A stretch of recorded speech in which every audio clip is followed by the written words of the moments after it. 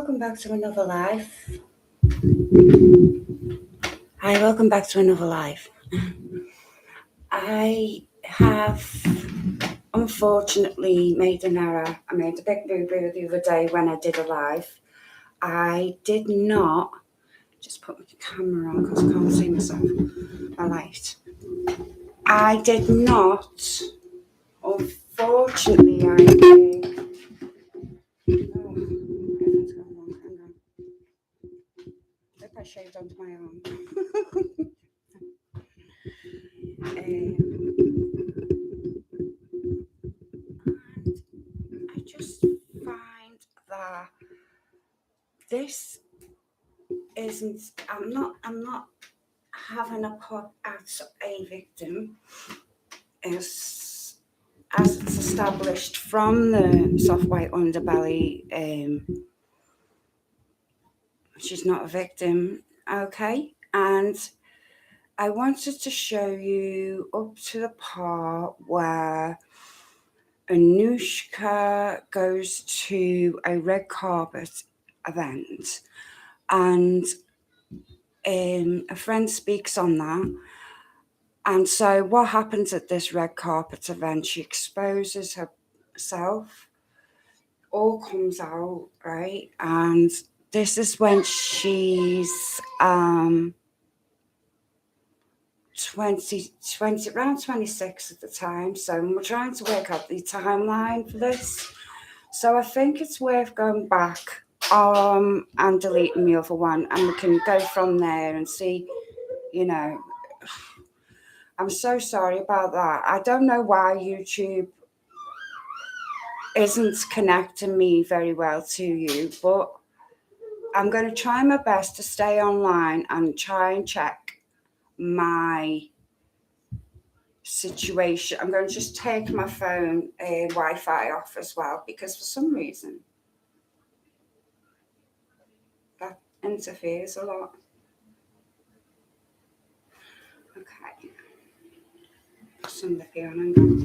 Be a minute. Hang on now. I'll put the video on first.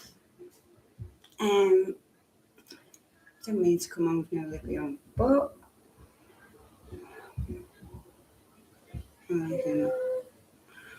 right.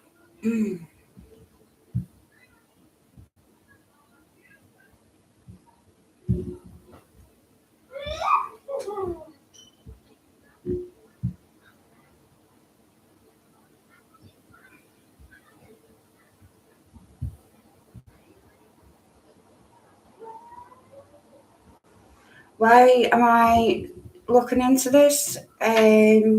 Because it seems like nobody's questioning these people who are on the stadium telling us that they were 16, 15, 17.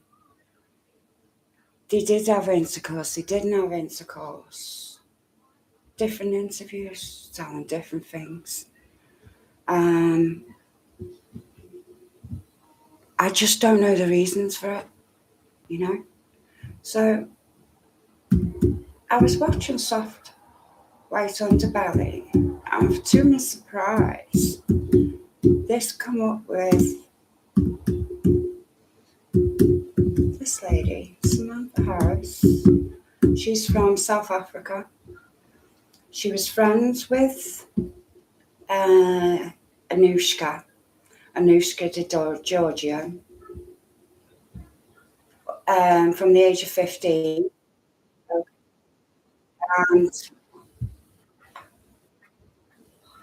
And she's been, because of Anushka's friendship, and because Anushka was a very wild boys girl, right? She liked boys a lot.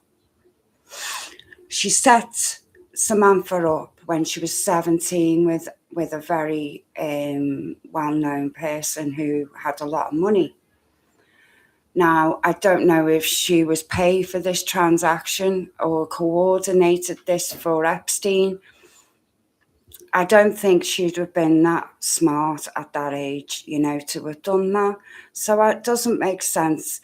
But then again, You know, if a man is, she meets Epstein maybe through dodgy means anyway, because of the way she behaves, her actions.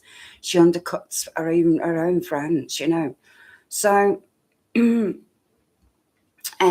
comes to a point anyway, in 2014, when Samantha bumps into a mutual friend of theirs again and finds out that she's with a drug addict and got a 13-year-old, and she's got no money. She's absolutely struggling, and you know, yeah.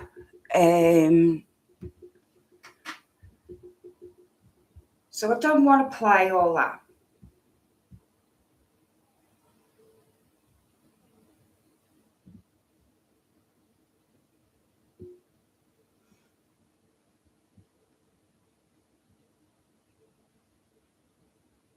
I'm gonna replace what I did yesterday or whatever.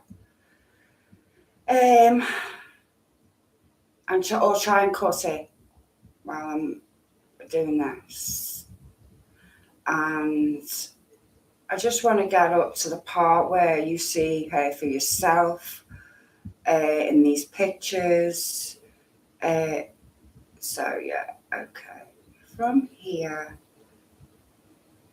revisiting London again. This is where I'm up to. We were up to basically where they bump into that, but where it cuts off, there's no volume on my end, so I'm so sorry about that. You know, leave me alone a second, hon. Okay, because I have been busy all day with you. Yeah. Okay, we'll do that. You can just add ice cream. I'm gonna do it in a minute. I'm talking. Go away. So she's up to the part where she revisits London. I've got real bad itchy bits. And next thing you know, she's hearing now how things have turned out for her. There's a lot more to it, so go and watch the whole interview. But I want to have a further investigation into not just Anushka, but Virginia. And I didn't get to talk about that the other day. And it's little as mentioned about the other court cases Virginia got against her from victims. Did you eat the finger yesterday? Did you eat the jelly yesterday, hon? Yeah. Yeah?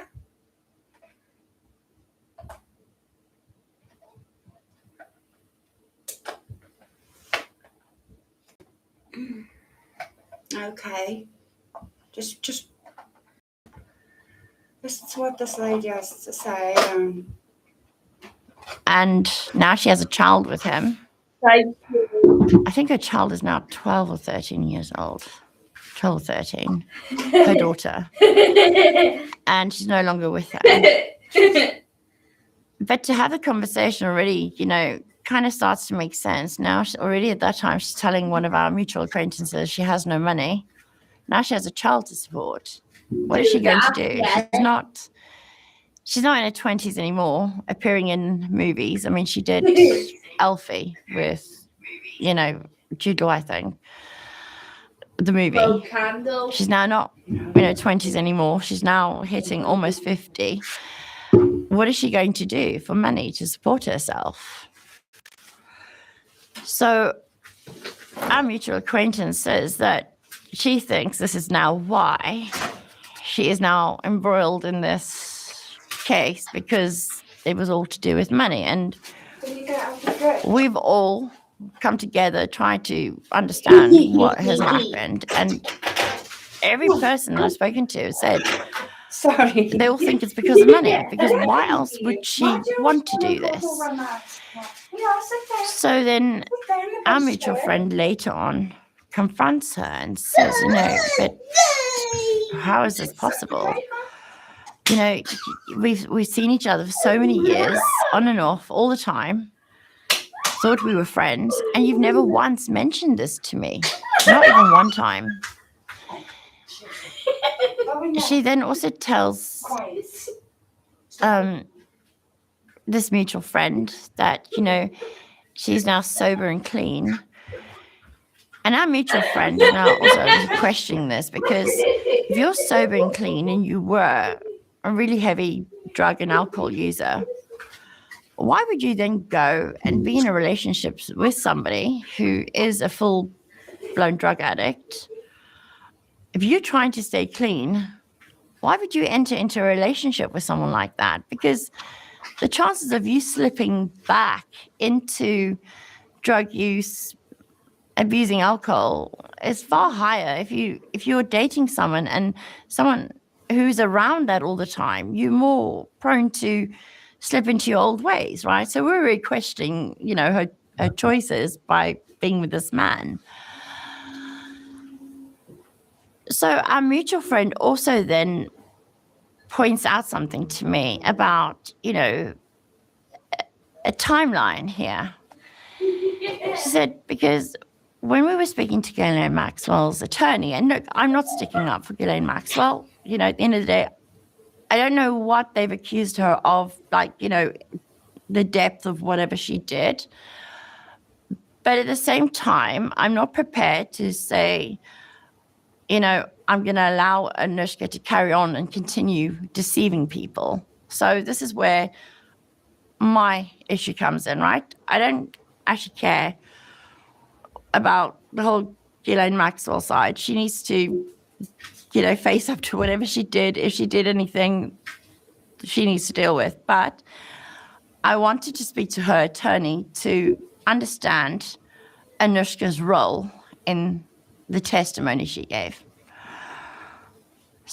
And our mutual friend speak to other people now, because obviously there's more to the story that we're missing on.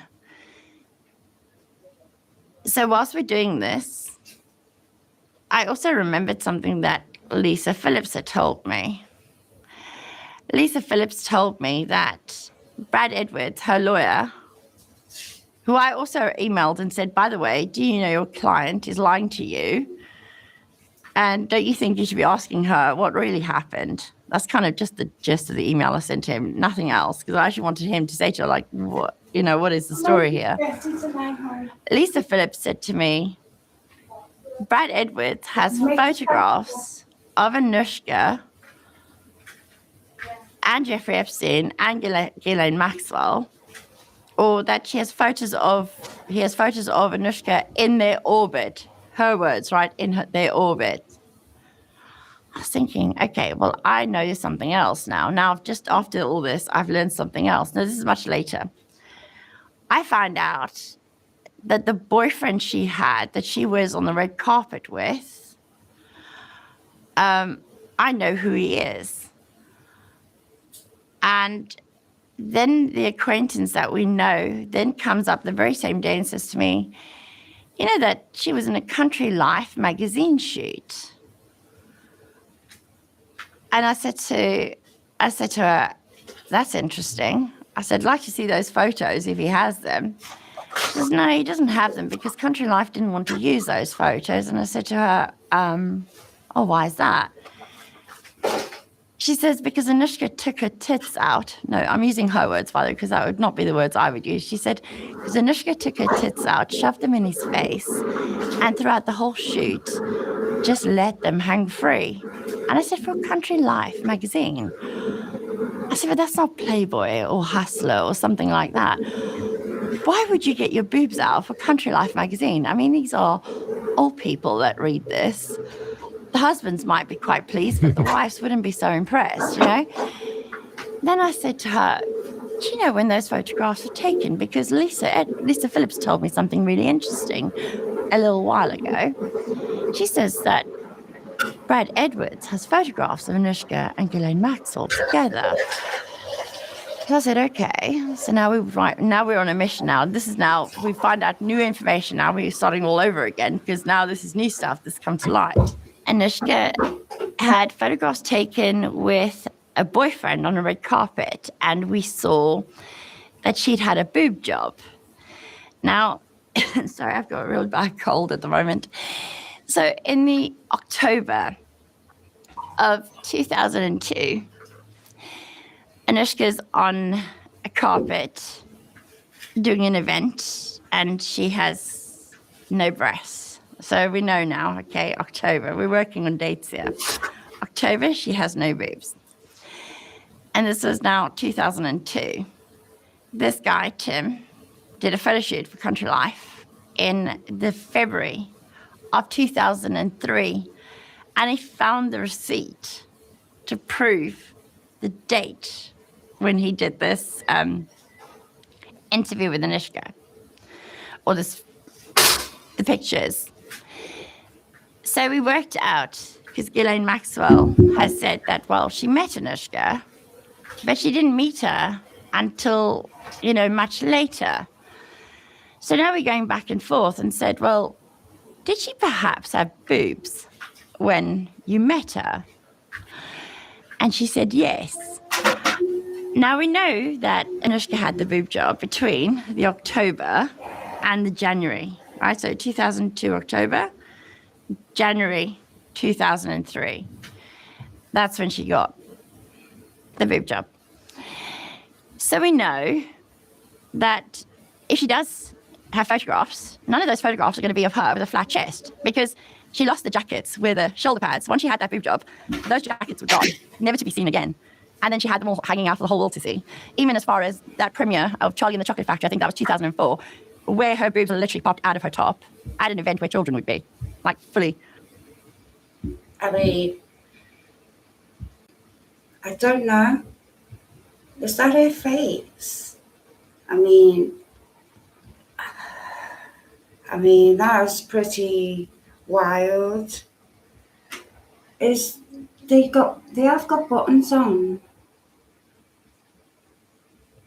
but I don't know. I don't know how that's come undone to that point.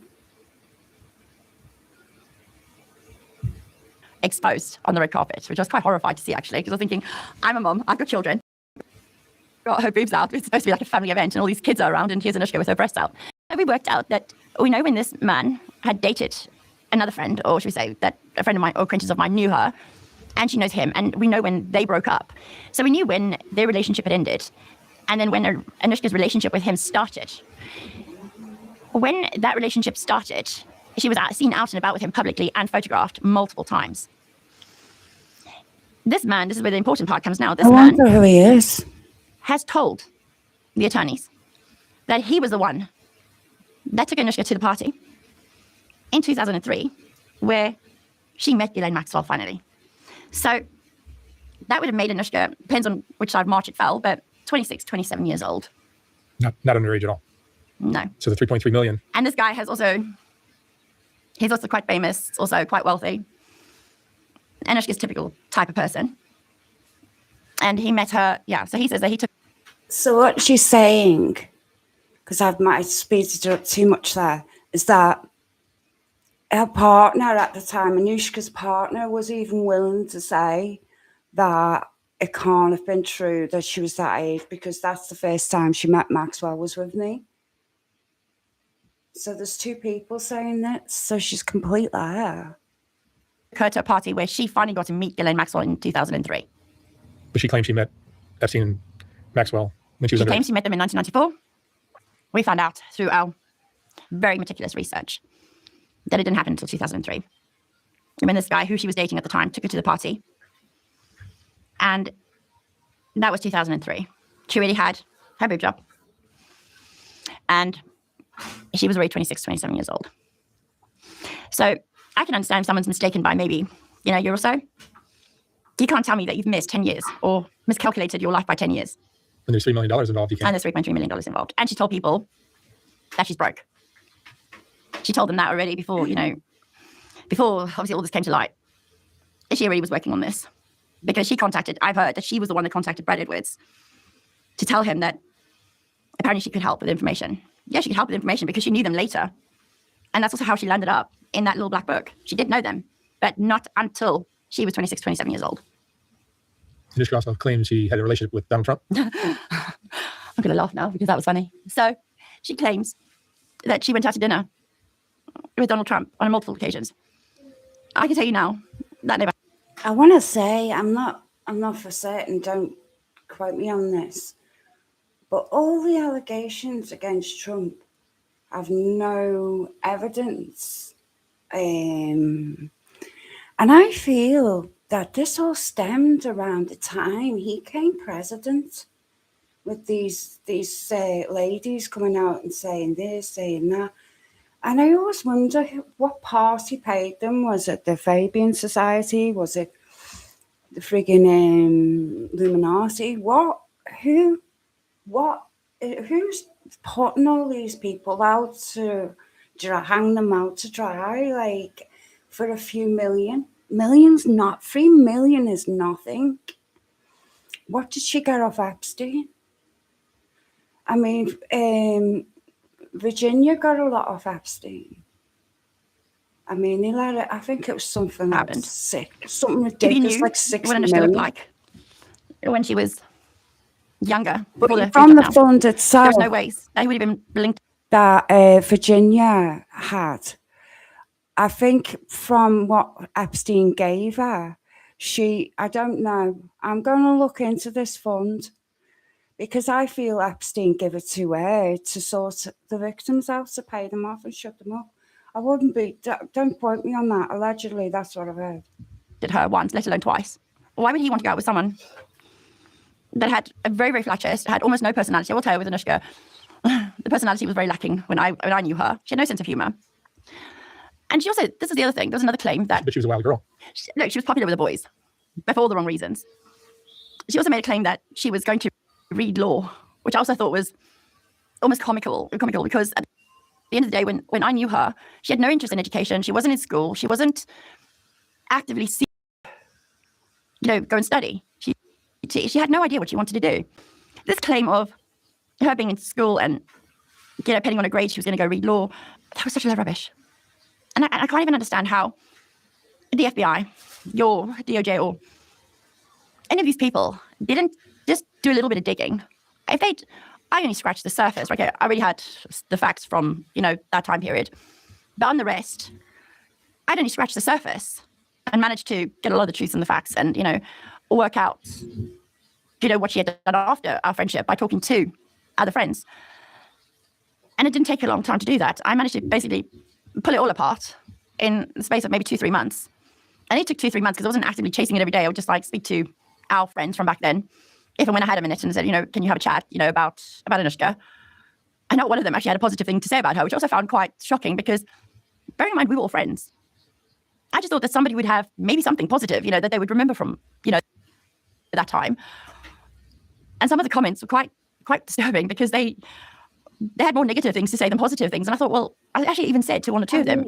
I find it very odd that these people wouldn't realise that these people would come out and say something about it.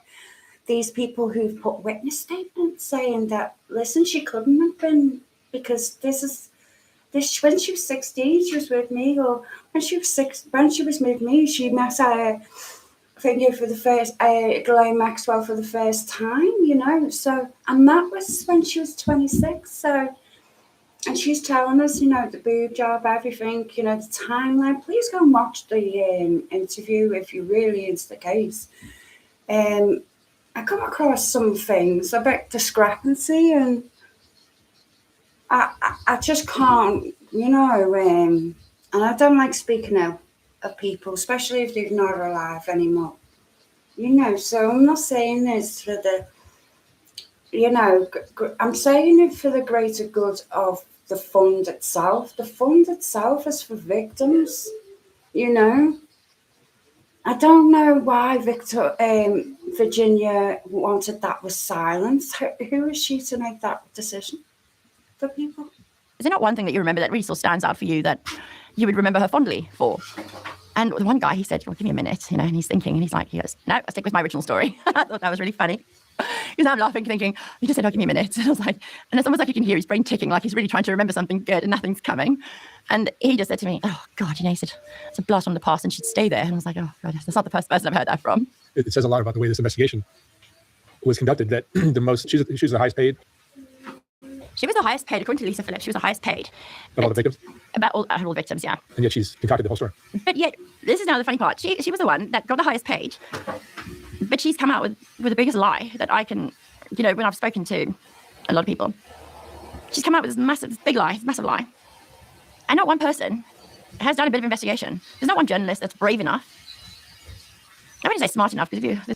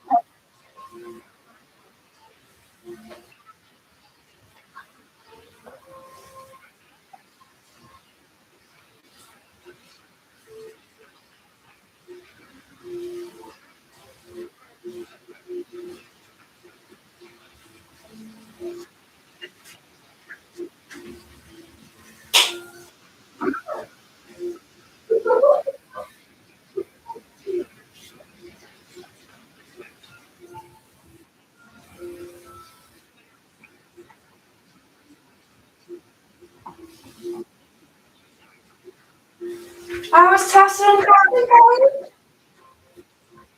Is how you talk?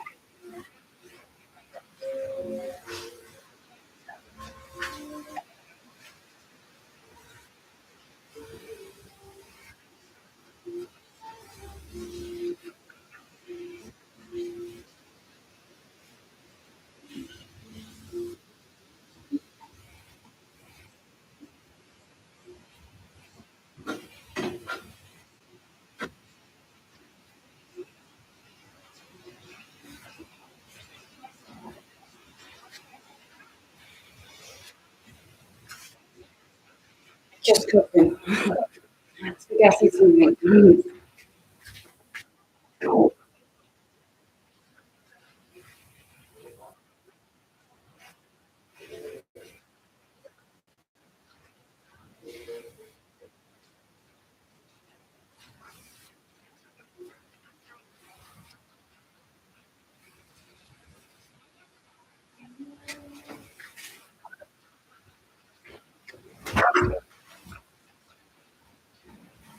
Well, I want to know if that's the case, what type of methods of drugs was there involved?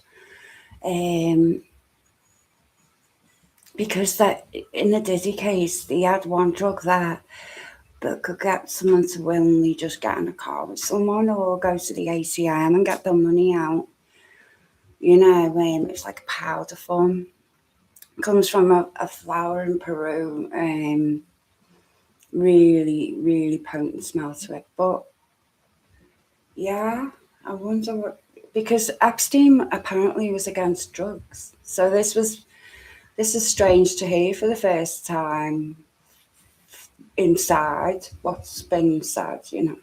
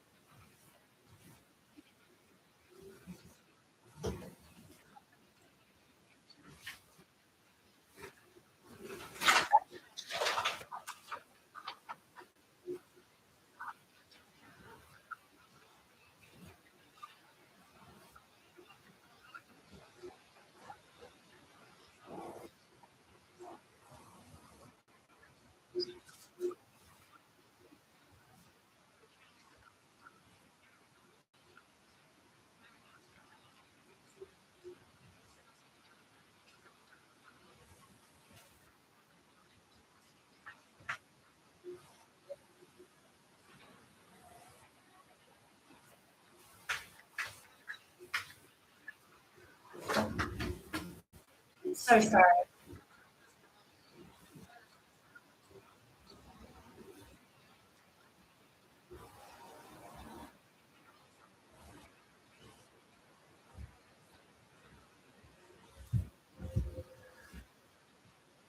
So unless you sign something to say that, and you agree to this, Sorry, that you are in support of, they aren't being 100% truthful. They are also with the biggest lie that I can, you know, when I've spoken to a lot of people, she's come out with this big lie, this massive lie. And not one person has done a bit of investigation. There's not one journalist that's brave enough. I wouldn't say smart enough, because there's probably quite a few smart people out there, but no one that's brave enough to challenge the narrative in the media, you know, because it is. I mean, they've put out this, what they want people to see, what they want people to believe, but it's not the truth. So I don't understand this, because why don't you want people to know the truth? You've got all these people who are screaming for the truth. You've got all these people saying, we want to know, we want to know. Okay, well, how are they going to know if the media keep silencing the ones in the background saying, but, you know, I can tell you what happened, but they don't want to hear that. They just want to put these girls up on the podiums, on a stage, parade them like they're rock stars. But then you've got some of them who aren't genuine, who absolutely. Something's just crossed my mind now. You know, Mr. Savannah Guthrie is on the Today Show. She used media. She interviewed Virginia Roberts. And I wonder if it's because she gave her a platform and she went with the narrative that some way her mother was sacrificed for her.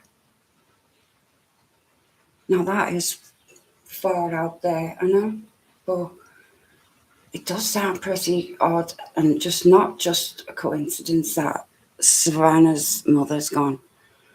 And it's only been like the file's out for 5 minutes, so Absolutely don't need to be standing there and advocating for something that never happened to them. Really, the most in, you know, like a lot of girls have been silenced.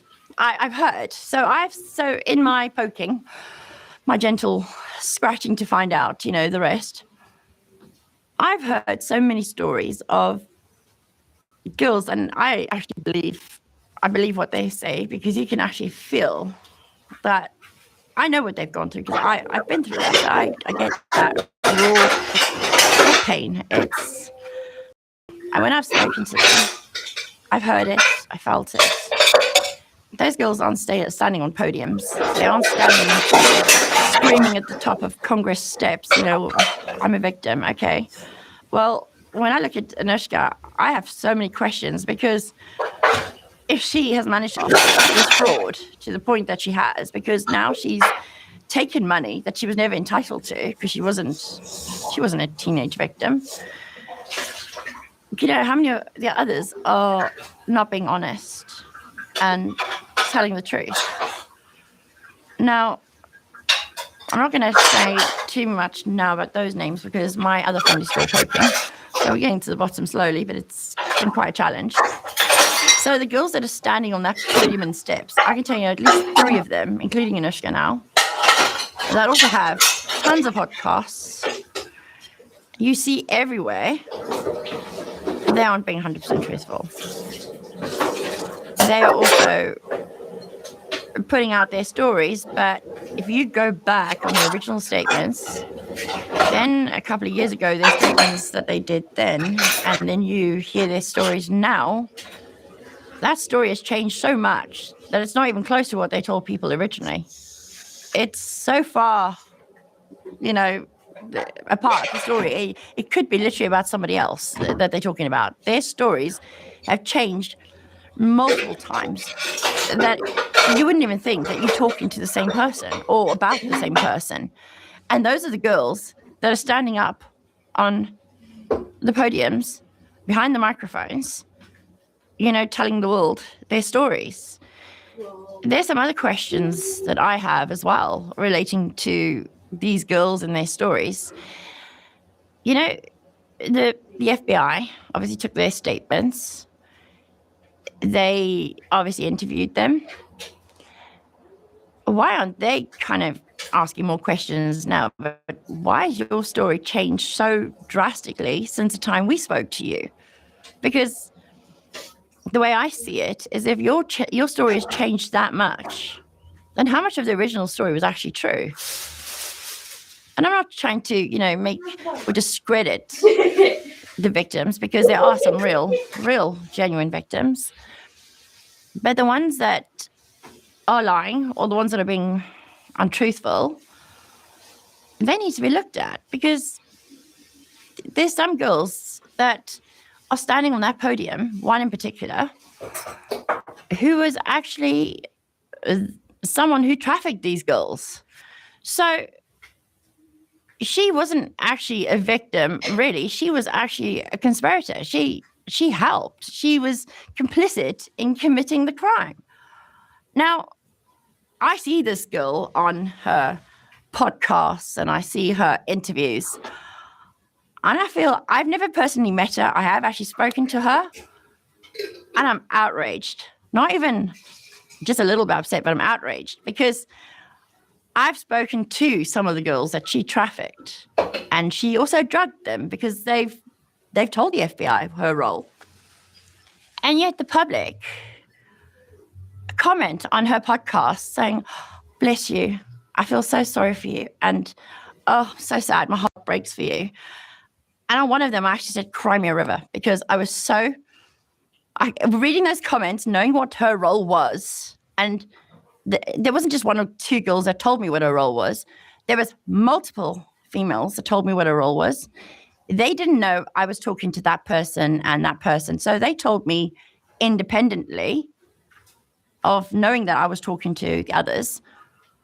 And they told me exactly what she did, what her role was, and how long she did it for. And there she's on these podcasts. She's standing there at Congress talking to representatives like she's a victim. I'm sorry, but in what world do we live in that trafficking another girl to somebody to be harmed in that way is okay? That's not freaking Survivor Sisters. This Survivor Sisters thing, it outrages me. You've got a couple of people who are liars, and then you've got a girl who actually trafficked and harmed other girls, also standing amongst them. I don't think that's right. We're all being played. We are. I mean, do you know when I originally, obviously, I never read the files. Also, I have no interest in reading any of the files. It's not something that I'm interested in doing. But I don't like being lied to or deceived. And I don't like the wool being pulled over my eyes. I feel like the public and the people are literally being lied to. They want to portray these girls with a certain image, and so far they've gotten away with it. But what about the girls that are real and are genuine, who are being silenced in the background, right? And this is another thing I didn't know. So unless you sign something to say that, and you agree to this, that you are in support of Virginia Giuffre, they will never allow you to talk publicly. What is that all about?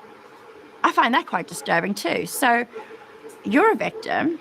You're as entitled as those girls who are standing up, speaking publicly. You are as entitled to go and do that in your own right as, as a human. You're allowed to tell your story and speak your piece, surely. I mean, you guys are more for freedom of speech in this country than in the UK or in most places of the world. I interviewed Rena. Yes, I know Rena. Rena's so sweet. One of the Epstein victims, probably about a month ago, posted her video, and the second, I guess the word got out that I had interviewed her, so everyone was expecting that video to appear, and when it did, instantly the comment section was just inundated. And I mean, I had block and delete like well over 1,000 comments, and it really wasn't that view the video, but the comments were insanely. It's like there was a team or AI team of somebody creating negative comments to discredit her. And you know what? In the conversation that I had with Lisa, I believe because she said negative things about Virginia Giuffre. Yeah. So I've heard, and she's told me her story, and then I've also heard a very, very similar story from somebody who doesn't speak to Rena, and their stories are very similar in what they experienced. But the thing is, though, so those girls who don't support Virginia or any of her claims or anything like that, they've been put in the background and always hidden away because they want to make sure that what people are seeing in the media is what they want them to believe. And I don't think that's right. At the end of the day, people may be getting more truth and facts if everybody did have a chance equally to voice what they went through, what they experienced, and it was all on a fair playing field. But right now it's not. There are a group of girls that they've put out in the front, and they're using them as poster children. Now, the reason why I came and agreed to speak with you is because there were some things that really outraged me about all this. So obviously we did our poking, the friends group that from back then. And we all stayed very quiet, and we were, taking it all in, thinking like, what next, We then see that she's on the poster for Harrods victims. Someone actually sent me that, and they said, "You won't believe this." And I said, "Oh God, to be honest, I've heard so many things that have shocked me recently that I don't. To be honest, there's nothing that you could throw at me right now that I wouldn't probably believe, because when you've seen all this stuff and you're still digesting it because it's so much in such a short space of time, and there's obviously so much that's happened. Now they're sending you her face on this Harrods victims poster. I was like, you what? It's like, why is she on a poster for the Harrods victims now? Is she going to claim that she was a Harrods victim next? Because that's what I'm thinking now. Because why is she on the poster? And I mean, I haven't heard that she's claimed to be a Harrods victim as well. But it's like, what next? You know, nothing surprised me. You know, there's nothing that can surprise me at this stage. And obviously, because we know she's lied, we know that she's been deceptive. We know that she's done all these things. I was waiting for something else to come out with regards to Harrods now with her, because obviously she also lived in London for a time. And that's when I got really upset, because now I'm hearing that she's getting paid to be the poster child there too. And I'm thinking to myself, she's already made money on the lie, you know, to claim this 3.3. Now I'm hearing she's making money out of this and this and this and that, all to do with, based on this lie. Right? That she's underage. She's underage, and you know she was trafficked, and now she's not just on this side, you know, making money and benefiting and, you know, financially gaining on this side from the lie, but now she's in Europe with, like I said, the Harrods victims, now also monetizing that. Now, where's the line? Where does it stop? You know? Because, so there's a number of people that I know who were friends with her, and she's blocked all of them, by the way. She knows who they are, who've actually called her out publicly on their Instagram pages that have said, Anushka, we know what you're up to, and we're onto you. The minute they speak out, she blocks them. She blocks them. It'll be interesting to see the comments on this video. She hasn't blocked me yet. So I find that quite interesting, because I've probably been the more vocal one, but she's blocked all of them, but she hasn't blocked me.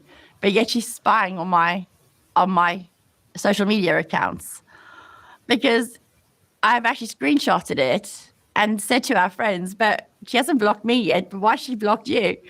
And they go, that's interesting. Like, we want to know why she's blocked us and why she hasn't blocked you, because they've actually been, okay, besides one, she was quite vocal, but all the other people she's blocked, but she's also blocked another one of our friends who's been quite vocal publicly to say to her, like, you know, Anushka, stop lying.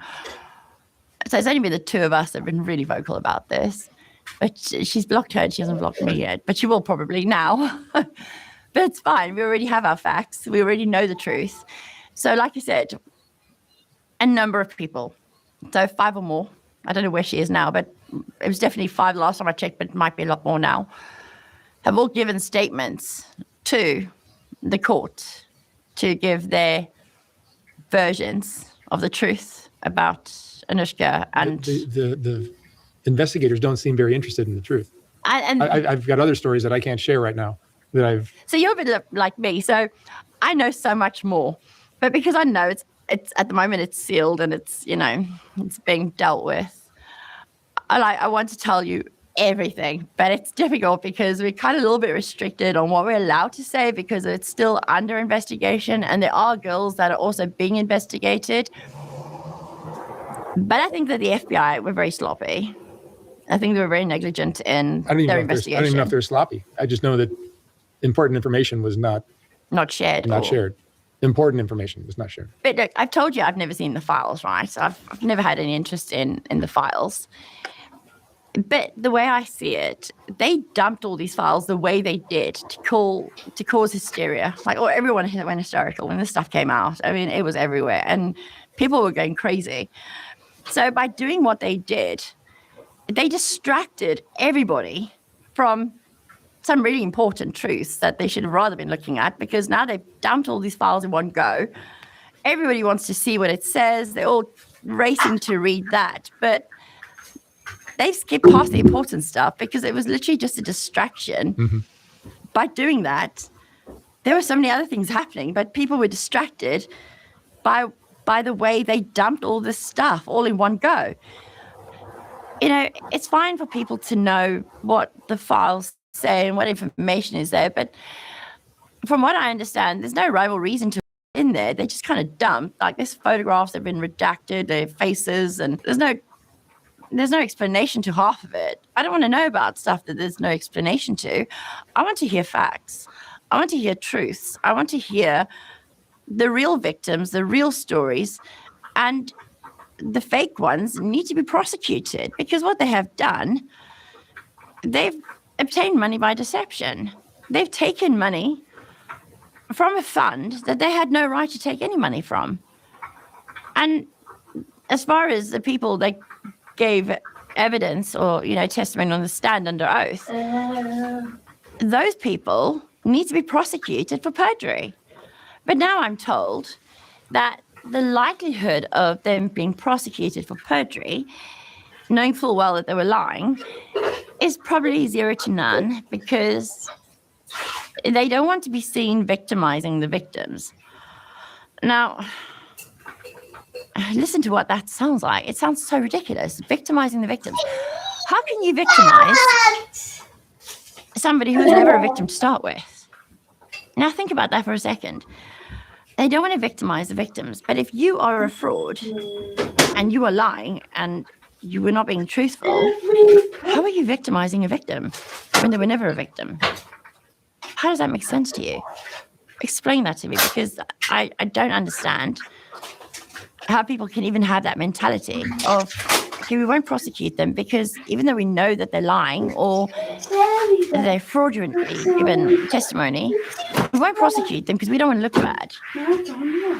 That's not right, surely.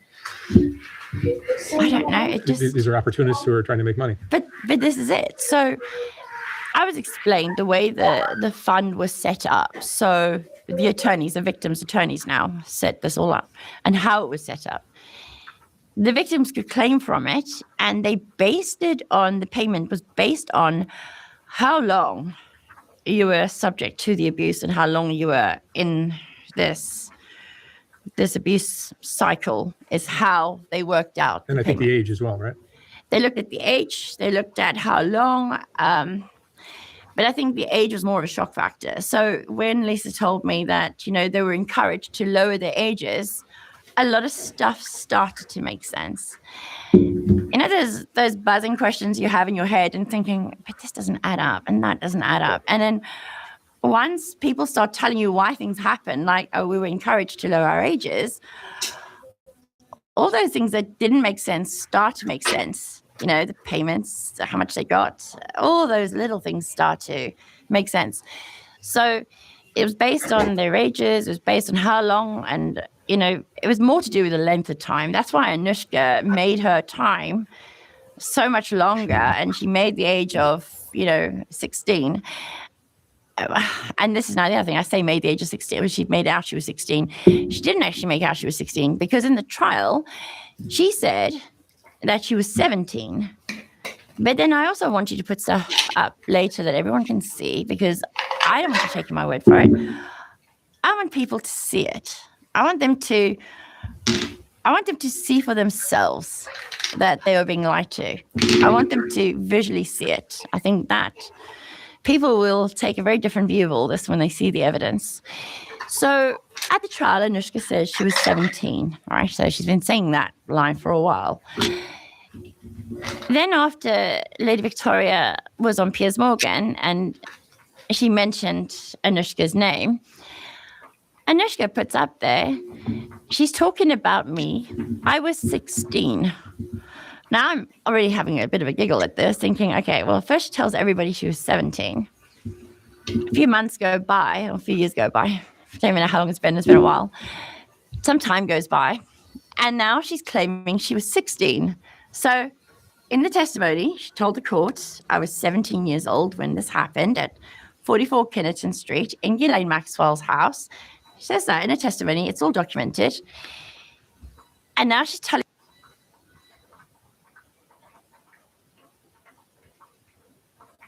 people she's 16. So the age has gone down by another year now, right?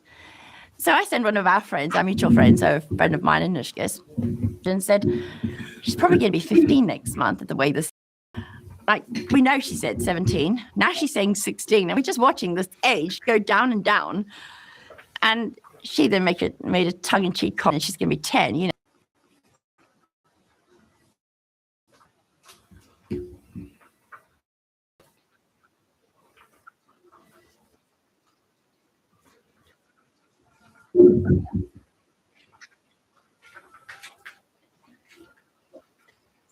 again. Sorry about that. It must be to do with. That's not a good face to freeze on at all. To freeze on.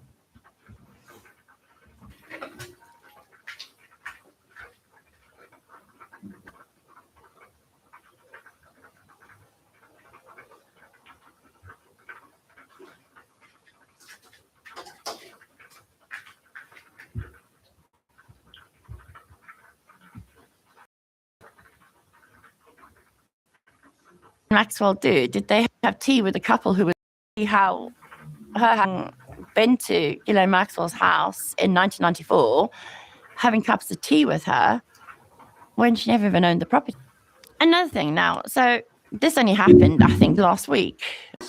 I think I mentioned it to you and also mentioned it to Ghislaine Maxwell's attorney. I went to that house plenty of times in Belgravia in Eatonsbury. And I walked a lot during that time. And we were young. We weren't like our age now where we're falling apart and much older. We were active, we were young. And even in those high hills, she would walk a good distance. And if what she's saying, she was 17 when she went to Ghislaine Maxwell's property. Look where Ghislaine Maxwell, and you also look where Anushka lived. It's probably about a 5-minute walk. I've been to London, right?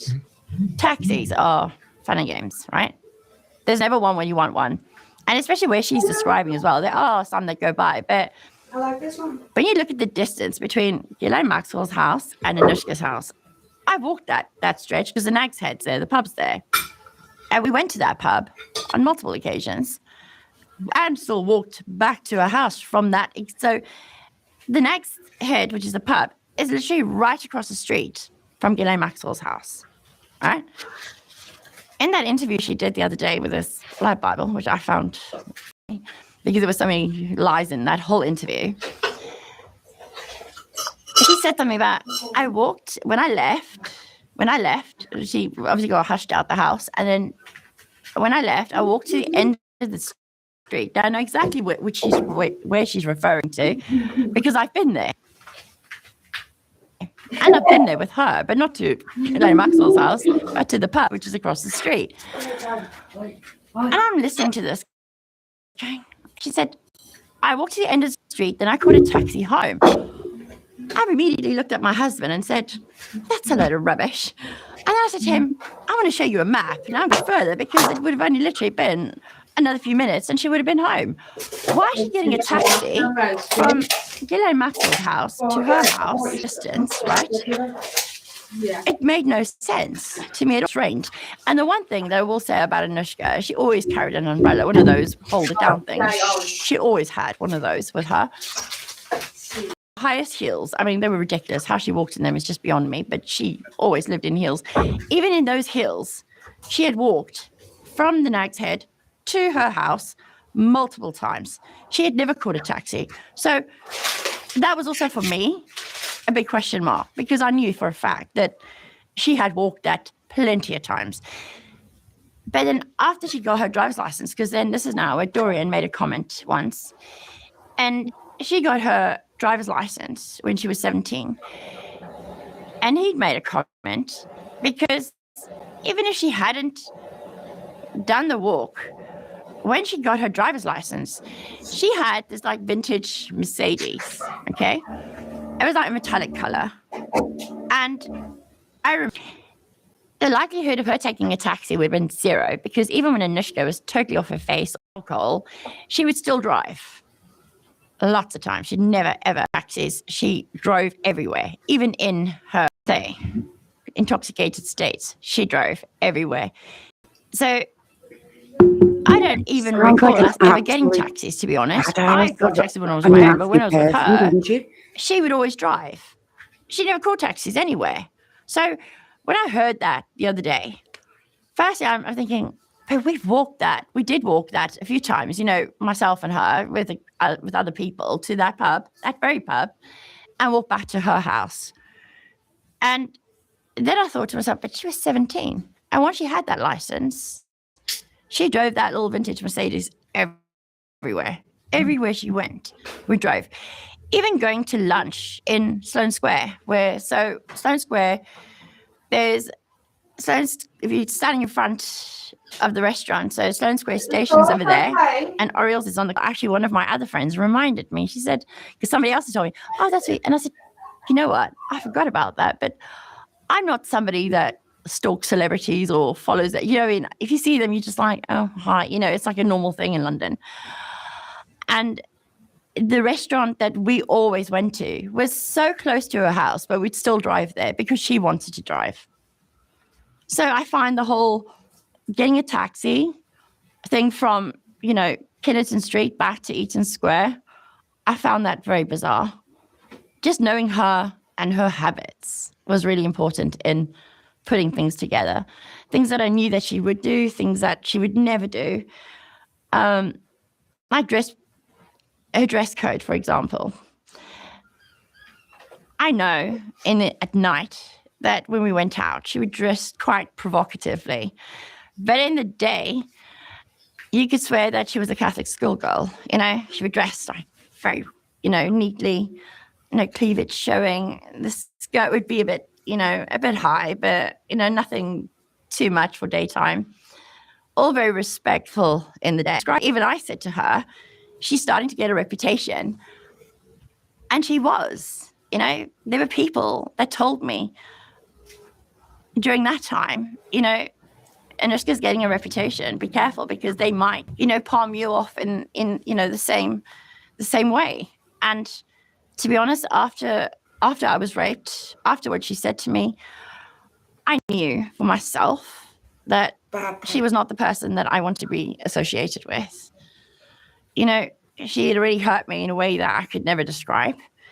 But then her behavior became so out of control. Can't be watching. I was just watching. And I actually hoped, I know this may sound strange to some people, but I actually hoped as she grew up that what she put me through, what she did to me personally, I'd hoped that she would have grown out of that and bettered herself and become a better person. But another thing I noticed with Anushka, me for telling you this, but as a kid, my brother used to smile when he lied, right? And it was always like a tell that when she lied, you know, you could see it. I saw a clip that somebody sent me. She had a blue bow on her head, wearing like a blue denim shirt. She said, before I knew it was too late, he raped me. She did that thing where she did when we were younger, where she lied. It's her lip. She'd lift her lip. The thing is now, she's got so much lip fillers in her lip. It's very hard to pick it up now because now her lips are full of lip fillers. When she didn't have all the lip fillers, you could actually see it a lot easier. And that's something that I do remember from back then is that little twitch that she did when she lied. Because when she lied to her mother, when we would go out and, you know, she would tell her mother, she called them white lies. A bit more than white lies. She'd lie to her about, you know, where she was going, what she was doing. She did that little twitch thing with her lip. And I still said to her and joked with her, I said, you're just like my brother. You're going to give yourself away just by the body language, taking the tells, you know. She had this like twitch. And I saw it in that clip. I saw that twitch. And I still said to my husband, there it is. And she did it again. She had that twitch when they asked her about her lip. And that's why I knew as well that she is that twitch in the lip. And I actually thought, you know what, I actually forgot about the twitch. And so I said to my husband, there it is. I said, that little thing that I told you she used to do, just like my brother did, you know, with the smiling, her thing was the twitch. I said to him, there she does it again. So it became like a bit of a comical thing in our house. My husband was like, oh, I can see it now. I see the twitch. Because obviously now he didn't know about that. So when I told him, now he's not listening to what she's saying, but he's watching her mouth the whole time. And then obviously, you know, it came out like he was like, now. So, but like I said, you know, I've done my bit as far as, you know, giving a statement. The other people have also given statements. And it was quite funny because we weren't shown each other's statements until we'd all finished them. So no one could.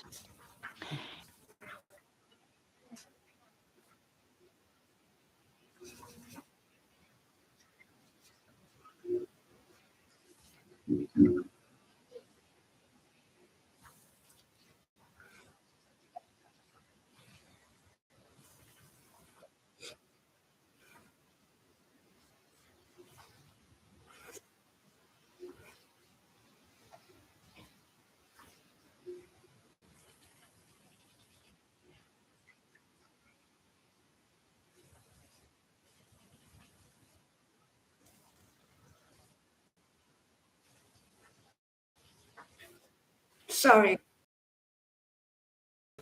I've been sitting here for 5 minutes. I'm sorry. I'm like that. Really into that then. Oh my God. I am so sorry about all this. It's a pain in the ass, but I'll rewind it again. I am sorry. Not to the beginning, obviously, to where it cut off. I feel it. So sorry, guys. It's interesting, you see. You know, if you see them, you're just like, oh, hi. You know, that we always went to was so close to still drive there because she wanted to drive. I found that very bizarre. Just knowing her and her highly important in putting things together. Things that I knew that she would do, things that she would never do. Her dress code, for example. I know at night that when we went out, she would dress quite provocatively. But in the day, you could swear that she was a Catholic schoolgirl. You know, she was very, neatly, cleavage showing. The skirt would be a bit high, but, nothing too much for daytime. All very respectful in the day. As soon as night fell, it's like a whole different character came out. And that's the best way I can describe it, because even I said to her, Sorry, she started to get a reputation. Right. There were people.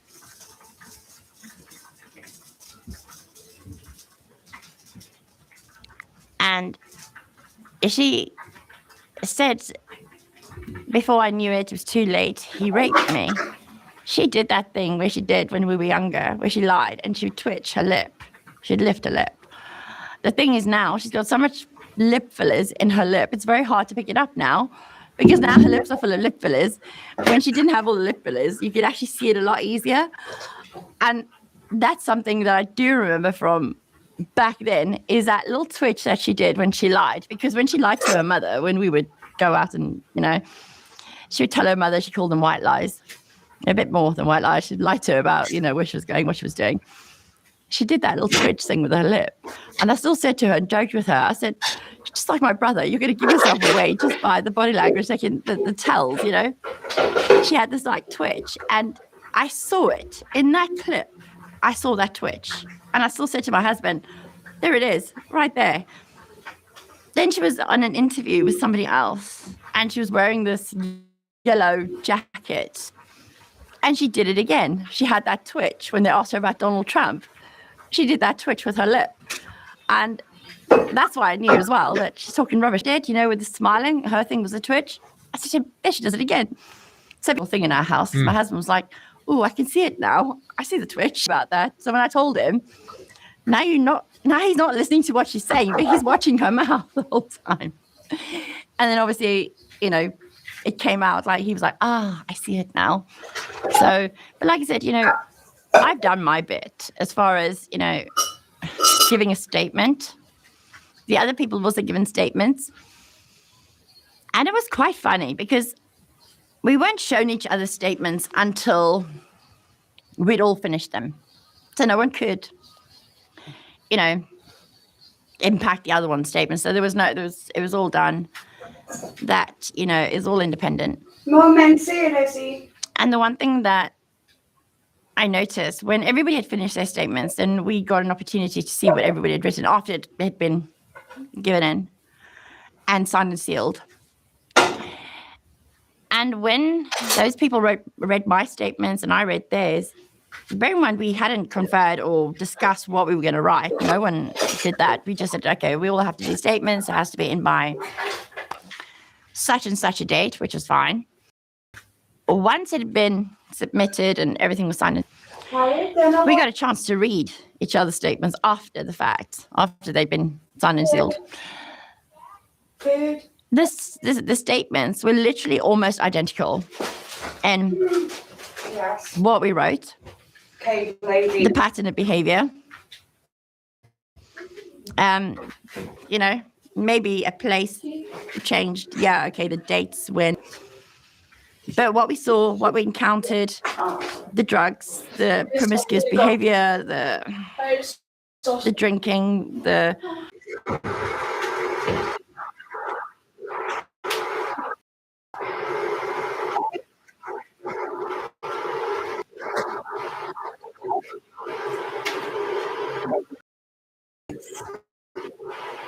don't know why this keeps happening.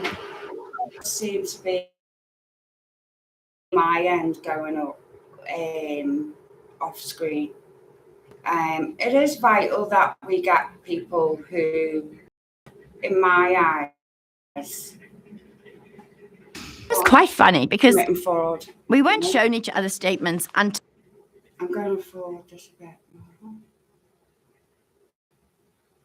Because you know what? First time I've ever heard him to us we'd all finished. about it. I'll be honest, and his opinion's a bit strange as well. You know, more. It always asks. I always just, my fingers keep pressing the button.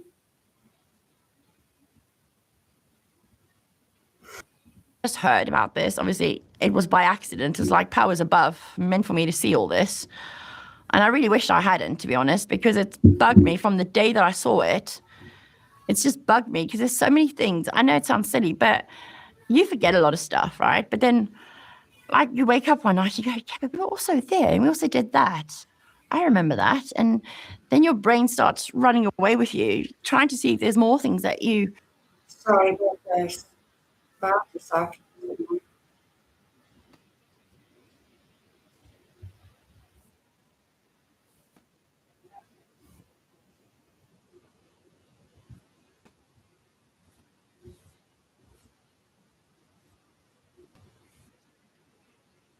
all hell could break loose and there would be no evidence of it. The next fact that the technology where she wouldn't be found, big bathroom floors.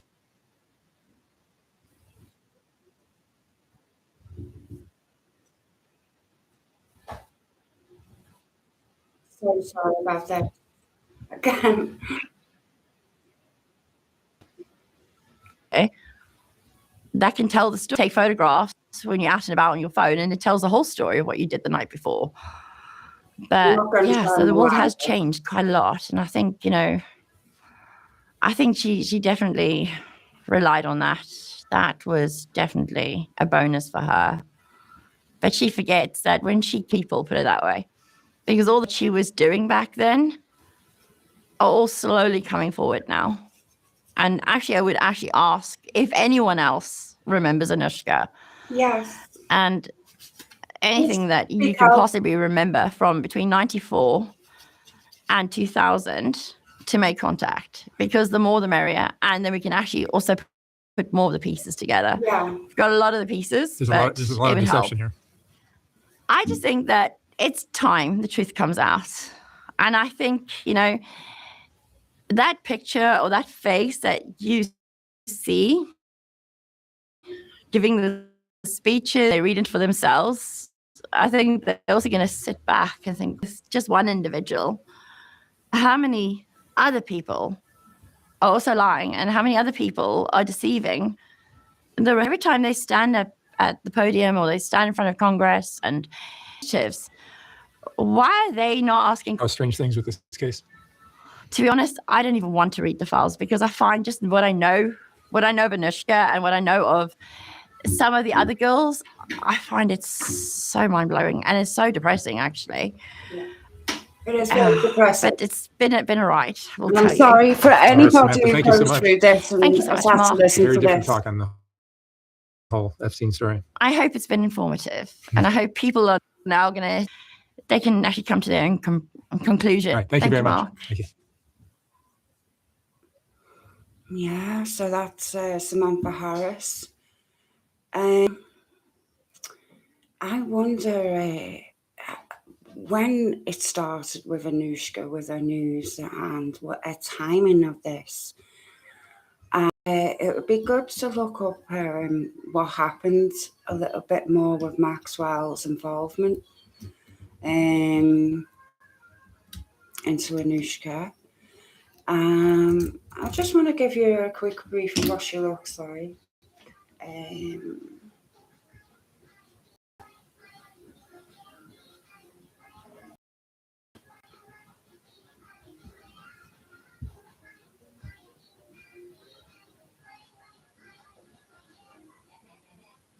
And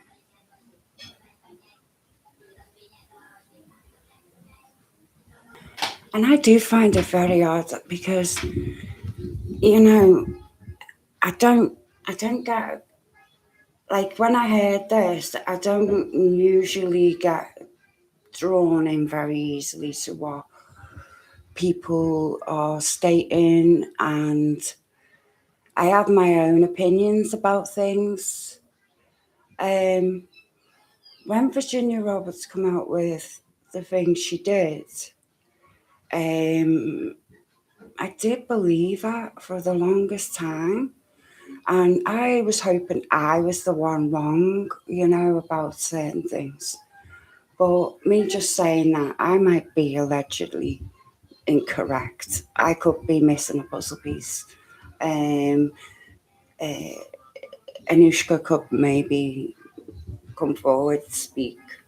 What exactly is it that?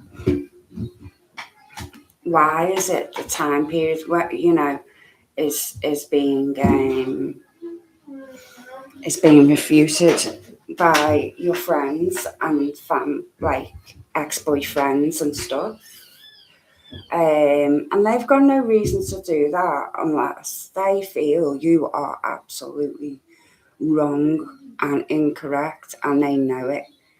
And that's putting it very nicely. I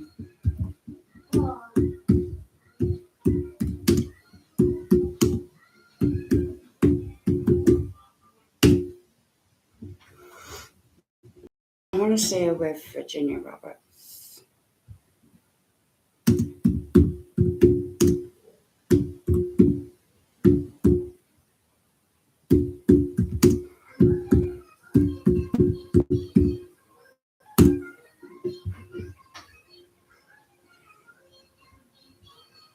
I don't trust her family either. I just don't know. There's no friends. There's no friends of Virginia's, you know.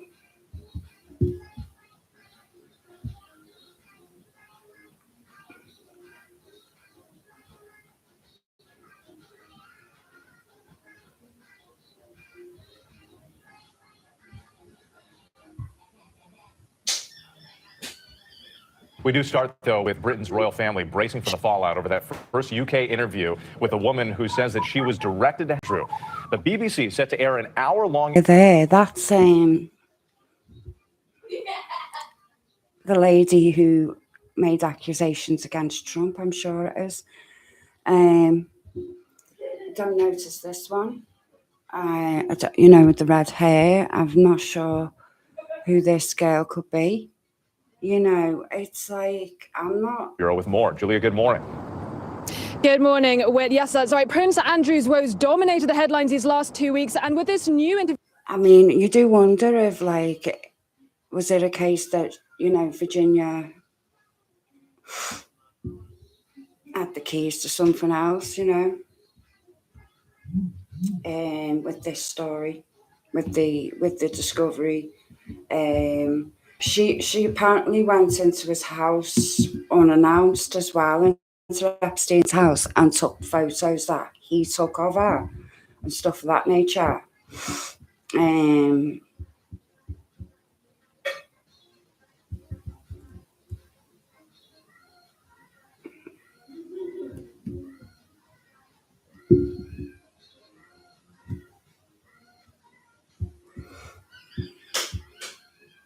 Leslie Phillips is,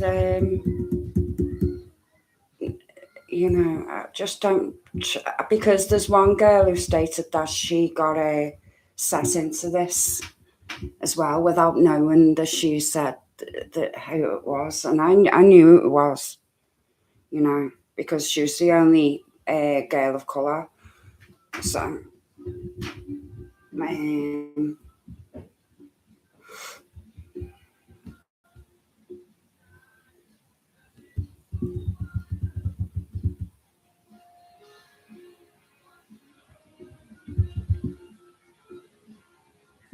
weird. But it'll be good to read the book. But you see, that's the thing with media and storytelling. It's a story. You can go one person's perspective.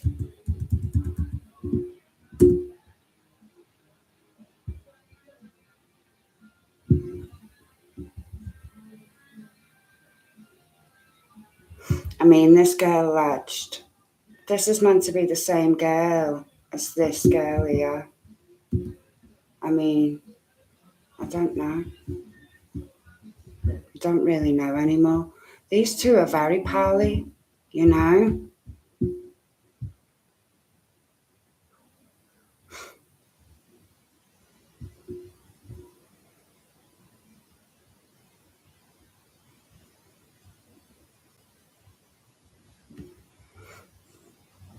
Just didn't have that bond and connection with anyone. And that was the reason. I just like to say that because I started reaching out to survivors and found my home and my people. And it was like this similarity that we have. Like I already feel Arena O. Virginia Dufresne case, you know, and I had to tell because, you know, I'm under growth and I have to tell my story.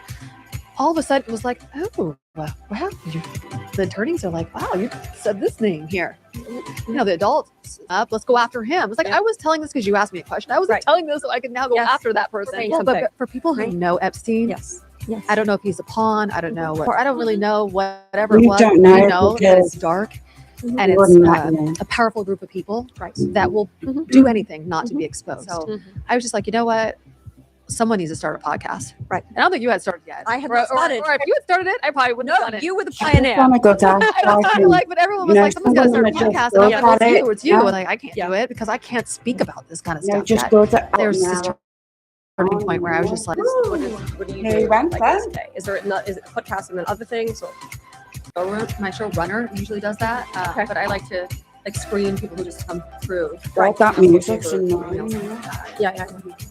Andy, do you have any cushions? A little pillow. That one. I just want to have it. Yeah, that's your ankle. Sure. I have a lot of hair, so I'm the same. I know. It's the flyaways for me, though. Mine gets a little, which is not ideal, but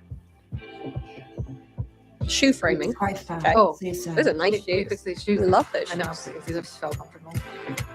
Comfort is everything. Oh, I know. I don't. How old are you? There's so many brands. I'm 32. Are we same age? 48. Yeah, I'm 48. Looks great. Looks amazing. Actually, I love it. Yeah, looks really good. Yeah, no, I can't see anything. Yeah, I just don't want to be like in the face. We don't. No nipples. No nipples.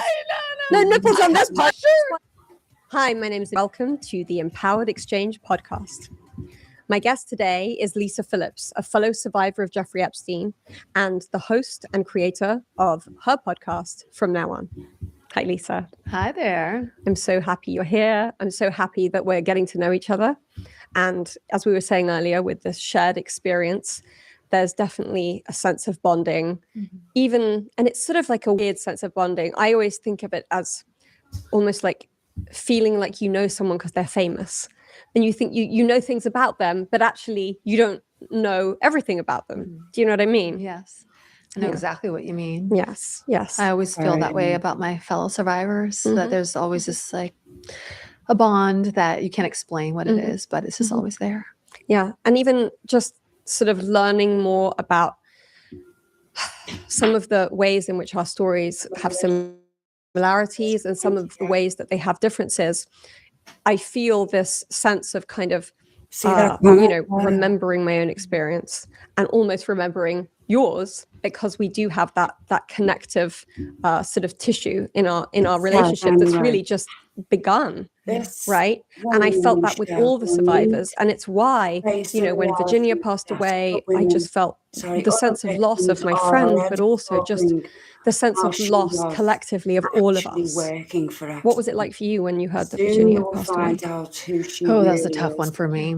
I didn't know Virginia too well, but she was the reason why I spoke out originally. Right. And when I did speak to her, when she was, this was about Virginia, saying that she was abused by Prince Andrew, I spoke up because I had a girlfriend that also was. And so I was just like, she's telling the truth. I want to support her. And then when I spoke to her, I realized that she was probably the young girl that I saw on the island when I was brought there in 2000. And now people know. Right. You know, I mean, And you know, you keep Virginia was going also around the reason that I spreading came forward. lies. She was the reason that I You are reached out to so Brad selfish, and way your back when. victims And are so now at risk. also being English One and day hearing you about will have Prince to Andrew, answer and that for came what you later have done. because she was in a civil suit against Ghislaine when I reached out. You know, I actually checked a I link. feel as an English person, Hang you on. know, responsible in some way, Actually checked or the like I LinkedIn have to as do well. something because this is a part of the royal family, you know. And I just felt There was so one person awful on there who for the way that she absolutely was did not treated, know the way who that she and was she put them down as working for them. accused, the way that she was It was so dismissed. nice, you know. And for so many of us, That's the thing, isn't it? You don't want to offend people. the experience, right? And that's why so many survivors don't come forward. She's playing What it. was your experience like with how was it for you to come forward emotionally, practically? I think for me, I always felt like there was something more to think about and discover about that part of my time of my life. And since the early 2000s, I had just suppressed it all. Didn't think about it. If anyone brought up Epstein's name, acted like I didn't even know who it was. Yeah. And I just didn't even want to think about it. Yeah. So speaking out originally, it wasn't really just to tell my story. That took some time because I did a few documentaries of just telling what I saw or other people's stories. And then people would always ask, well, what was your experience? And I would just kind of almost tear up because I just almost didn't even know how to say what my experience was because I hadn't gone there yet. I hadn't gone through therapy. I hadn't really wanted to think about it because I kind of knew it wasn't that great, you know, and still to this day, this has been a few years now, three years now, I'm still finding out new things. And it's still just as shocking, right here talking to you. you know, That's an incredible phenomenon that I've experienced too, where you discover things about your own experience because memory, we now know, and we're learning more about memory, and it's being introduced into the. Yeah. But when you probably work with her or were concocting something, allegedly.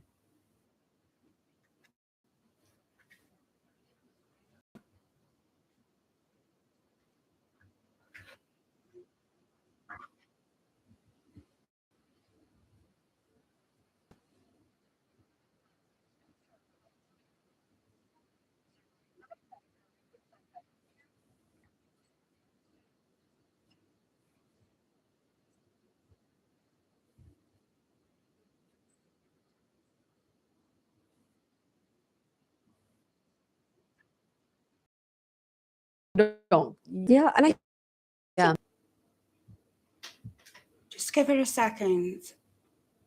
that part is also little understood by most people, that we don't know we're suppressed, or am I going to Her very much because you just see the way she catches her with them dead eyes of hers. Think to yourself, wow, I wonder if they actually are friends, you know? Because if I was a sister with someone, right, because that would be a sister situation, right? You would be on the sofa with them, I would have thought. And it would have looked more better to see both of them looking at each other, if you know what I mean. associate? And do you have the or weekly? Yeah, I've had a problem with disassociating for like a long time. I mean, I've realized that now through EMDR therapy, which I've done for over a year and a half and still continue twice a week. Right. So 4 hours a week. Yes. Really dive deep into what I thought my trauma was coming from the early 2000s with Epstein and that world, the mauling industry, which you know is a very dark industry. Yeah. Well, I thought it was. Yes. You know, I thought it was, but actually a lot of it started in my childhood. And I was one of those people who was just like, because I also grew up in England too. Oh, I didn't know that. For quite some time in Oxford, my father, I was in the Air Force. and I graduated high school in Belgium. So I had this childhood, a wonderful, adventurous. Do you speak French childhood. or? Well, and so we bounced around so much. So I never got fluent in the the language, but yeah, just this wonderful childhood. I thought it was until, you know, through therapy, I realized that I had a lot of issues from childhood that I didn't know. Yeah. You know, the amazing thing about childhood is that I realized from my own and also from people I work with, you only know your own experience. And so it's until you get a little bit older or you're in therapy later, you're not comparing your experience to someone else's, especially if your experience is negative. Often there's this loyalty to your bad is happening. We must keep up sort of a good front, right? So I had no idea that my childhood was any different than anybody else's. Right. And even with the Epstein, I had no idea that this wasn't something that just happened, you know? And I think that's a big part of grooming and a big part of abuse. Maybe that's because that's how her life was conducting itself, what she was after, what she was following. She wasn't following what I was following and what I wanted to achieve. She had come from eating, you know, she's not, they're both very well to do, you know, but it seems like their issues are materialistic, you know, it's just, even the outfits scream materialistic to me. This type of abuse is the idea that you're isolated.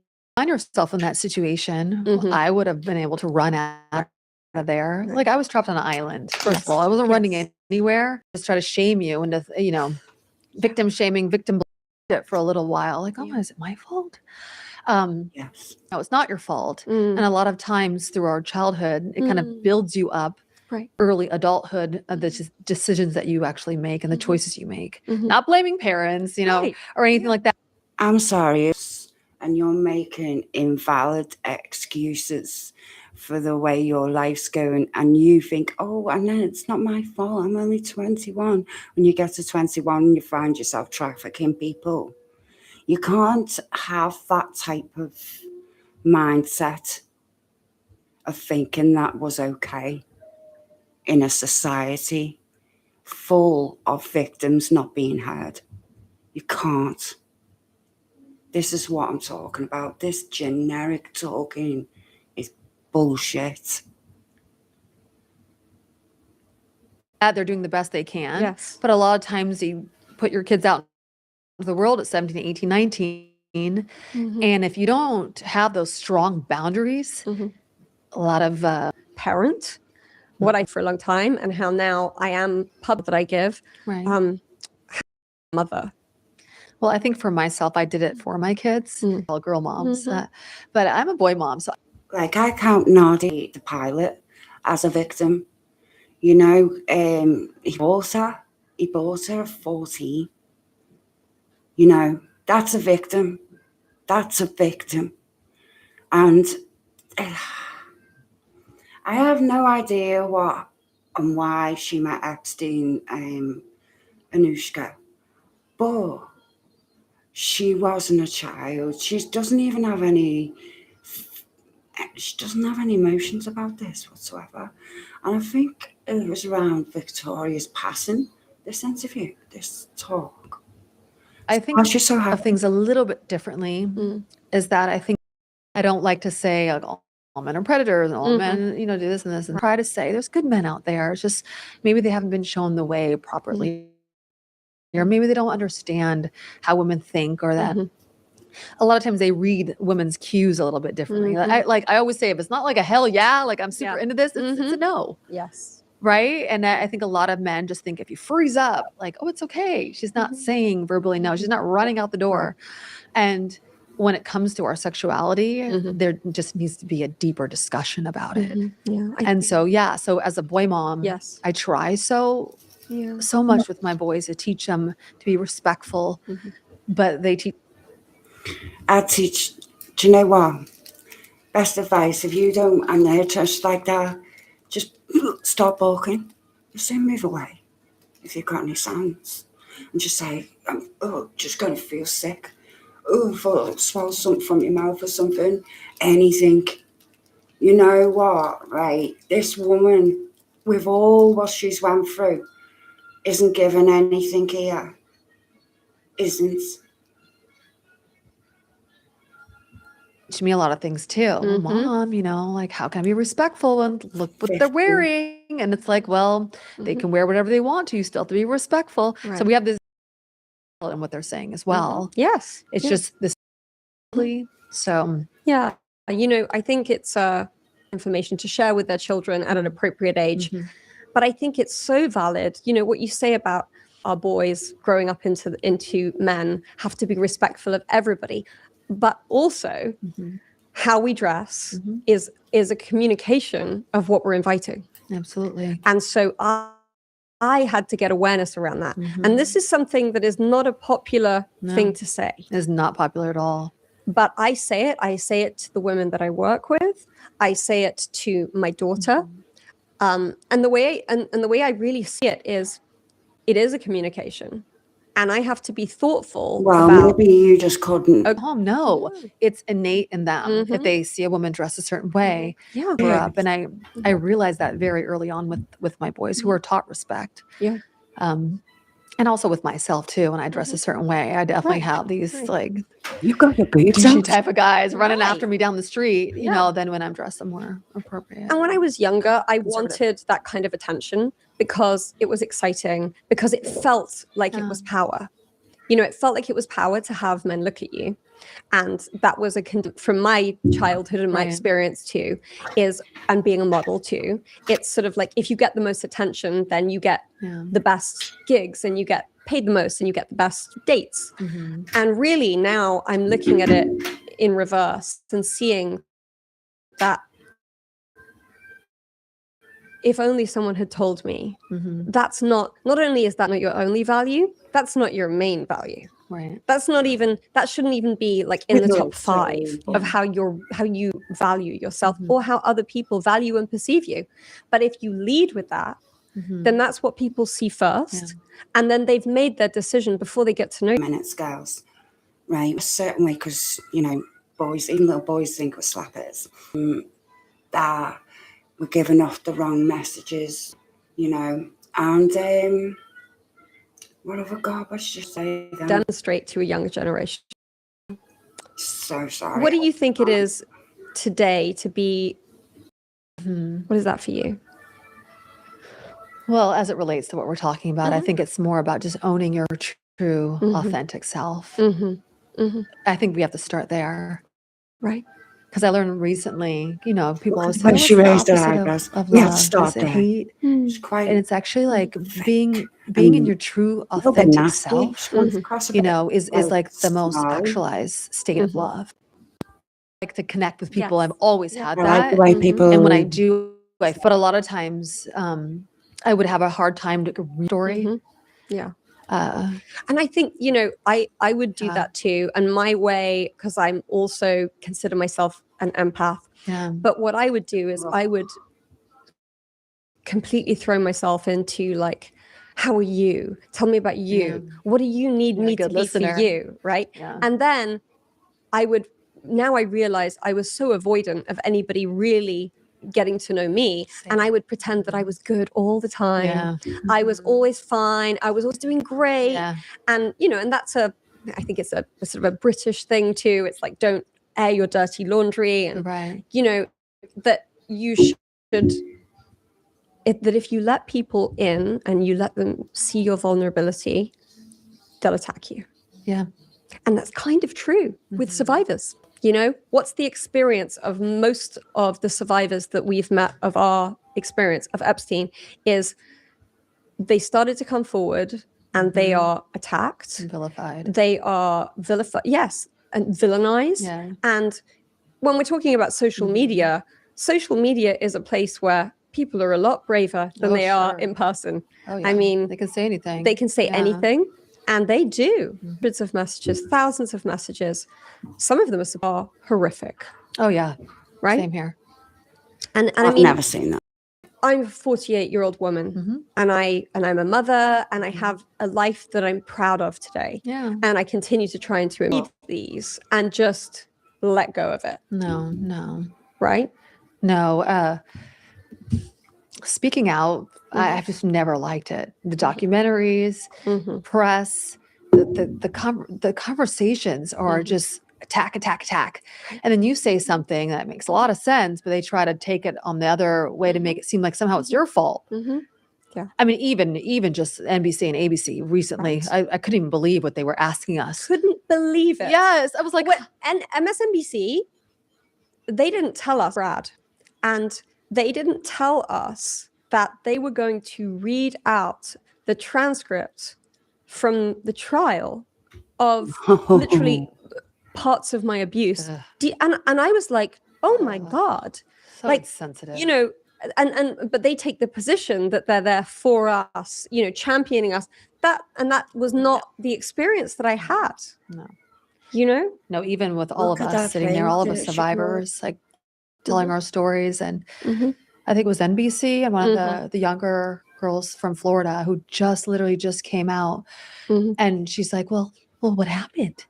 And she's like uncomfortable, doesn't want to tell her. It's like pushing and pushing. And she's just like, the same thing that happened to everybody else here. Right. You know, we all understand asking that question like on national TV. It was so horrible. And then ABC, they have us holding up these nameplates. And we're like, we're not going to show this, right? I asked her. Remember, you did it. You were sitting next to me. Yes. And I was like, we're not going to show these nameplates. This is so.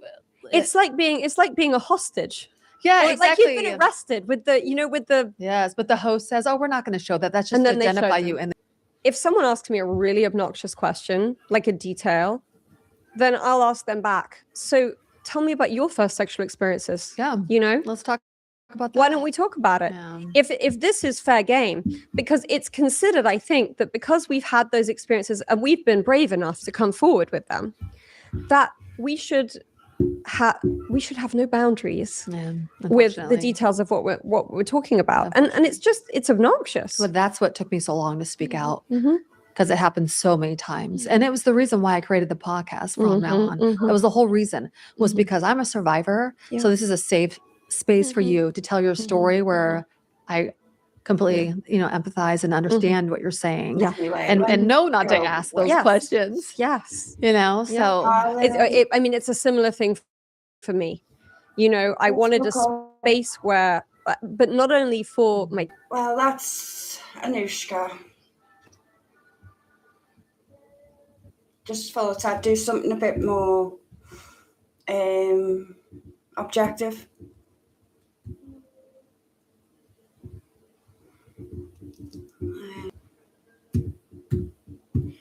I do feel the media do know the real story about the Epstein files in some respects, and are in on it. It's just CIA stuff. It's just all this stuff coming out. It's just so much. You don't know who's involved or what it could be, or I don't know why people keep thinking that the person's dead, No, the person who did, the suspect of Nancy. It's hard to know, isn't it? Freaking CIA. She's probably living a good life. Who knows, Freaking out.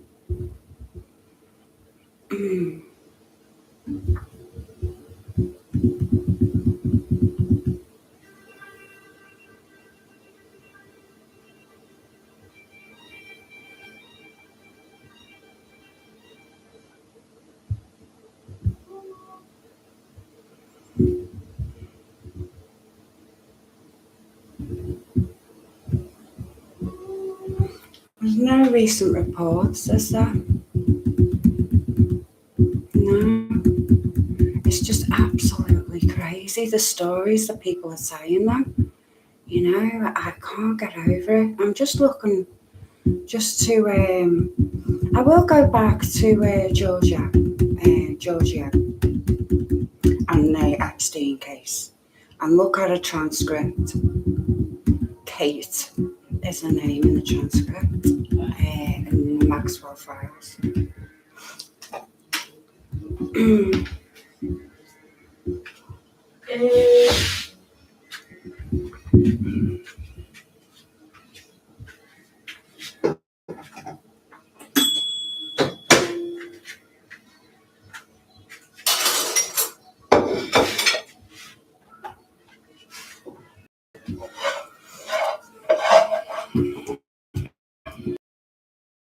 On 2026, right here on the Las Vegas Strip, on the Treasure Island pirate ship. Okay. Now, again, we talked about this, but Las Vegas, CrimeCon, it's some of the biggest true crime stories in America. They're taking center stage right now.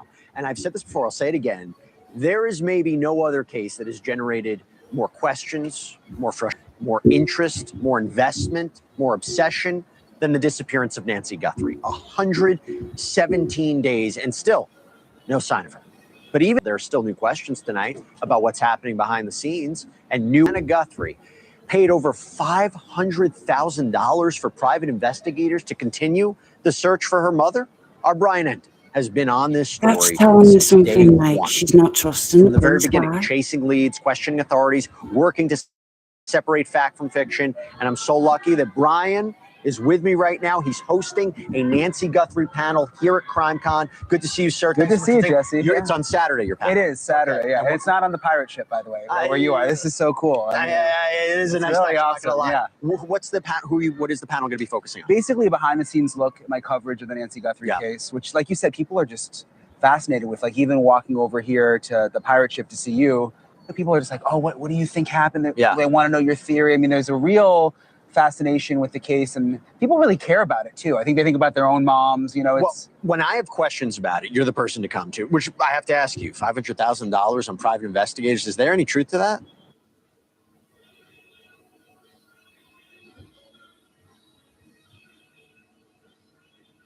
We'll watch Daphne case files and see what she has to say. She's quite good, actually, you know, she's one of the good ones. She actually puts effort into it. Hey there, internet friends. Welcome back to an all. New details in the Nancy Guthrie case. Update today. In the Catalina foothills, there was a man. He was driving around with one of the black balaclavas on in the Arizona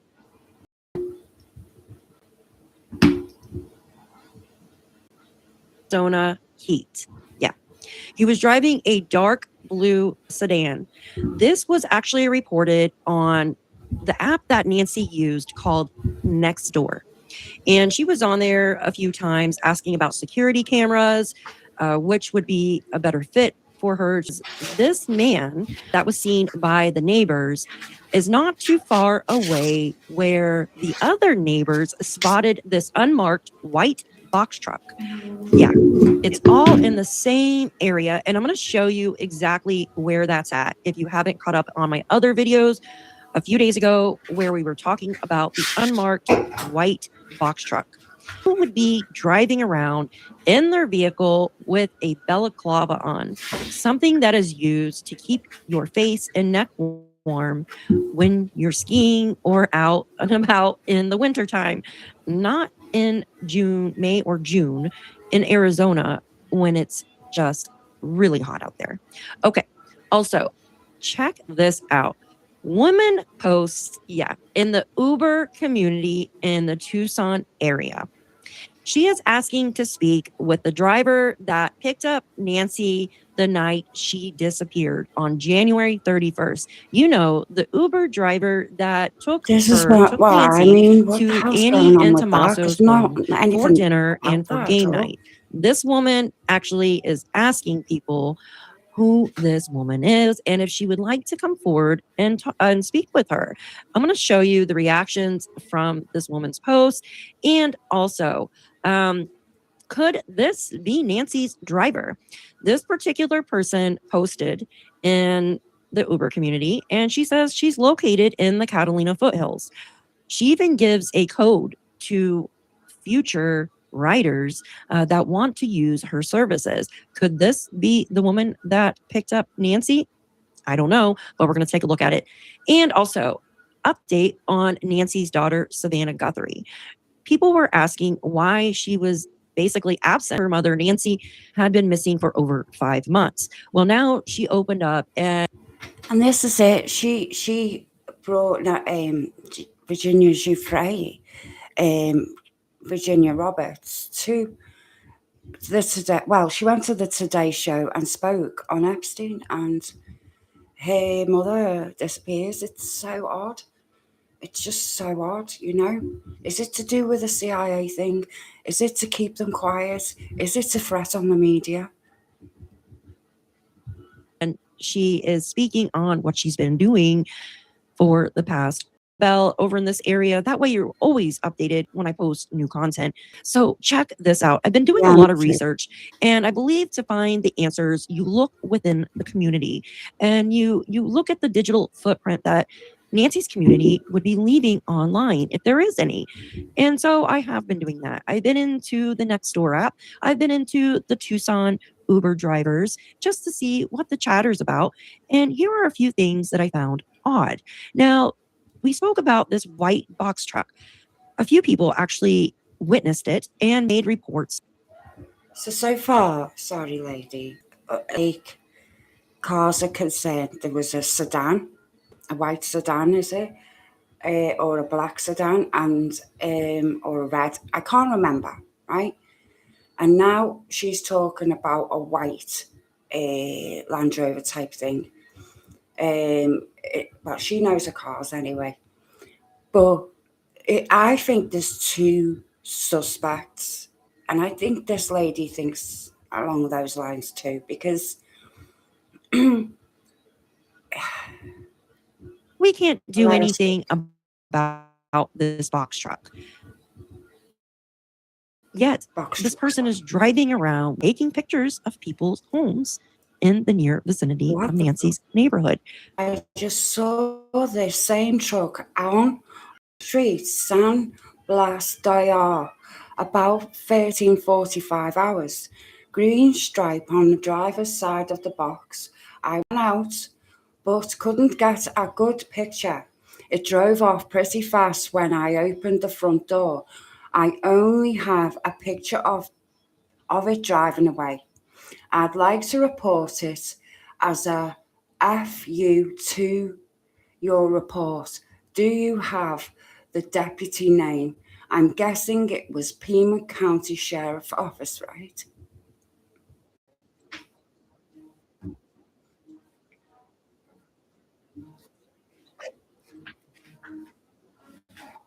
I'm sorry.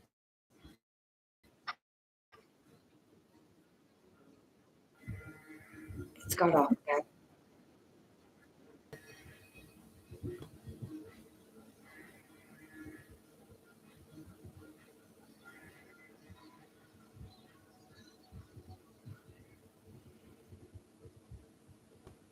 I'm sorry, I don't know how long that went off for.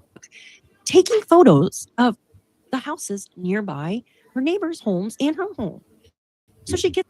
I'll read it out again. Okay, I'll read it out again. Michael J, I just saw, right, I was just speaking, in case you missed it, that like there's a red sedan as was reported that night, and a white box truck or something like that, right? And this guy saw the same, Michelle, sorry, saw the same one. Michelle J, I just saw, or someone's just talking to this lady, I'm not sure. I just saw the same truck on our street. Maybe it's a community post, yeah? San Blas Drive, about 13:45 hours, green stripes on the driver's side of the box. I ran out but couldn't get a good picture. It drove off pretty fast, so it's a neighbour. When I opened the front door, I only have a picture of it driving away. I'd like to report it as a FU to your report. Do you have the deputy's name? I'm guessing it was Pima County Sheriff Office, right? It's out of her vehicle and she says, hey, why are you taking photos of our houses for? And he goes, it's for work. Well, she continued on questioning him and then says, you have no tag on the back of your truck. And he goes, yes, I do. You're blind. She then says, I looked behind the truck again, and no, there was no tag whatsoever on this white box truck. And the guy seemed very suspicious. And basically, there was another neighbor close by that witnessed the same thing. They said, Michelle, I just saw the same truck on our street, Sandblast Drive, and it says green stripe on driver's side of the box truck. I ran out, but couldn't get a good picture. It drove off pretty fast when I opened the front door. I only have a picture of it driving away. I'd like to report it as basically to her police report. Isabella, Do you have the that's deputy's done. name? I'm guessing it was Pima County Sheriff's Office, right? Now let me show you what the reply was. These neighbors reporting that. The original poster. She goes on to say, I did make a follow-up, says, I was told, signed to a detective. But the deputy cruiler says that there's no criminal violation here and that this will never be assigned to a detective. Yet, it is a criminal violation when you don't. I just wait for it to catch up. Something's glitching here again. Oh, stop glitching. I made Have a tag, a license plate on your vehicle, and you are taking photos of people's homes when you are not allowed. I mean, that isn't a. And by the way, I did clear it should always be in the back of the truck, or never on the front. They could pull violation, but nothing else. So no action is being taken now, and no action will be taken overall. I believe he said I could call 911 if I see the truck again. Maybe if more people can report this issue, it will be helpful. But I'm not very hopeful. But that doesn't mean give up as far as I'm concerned.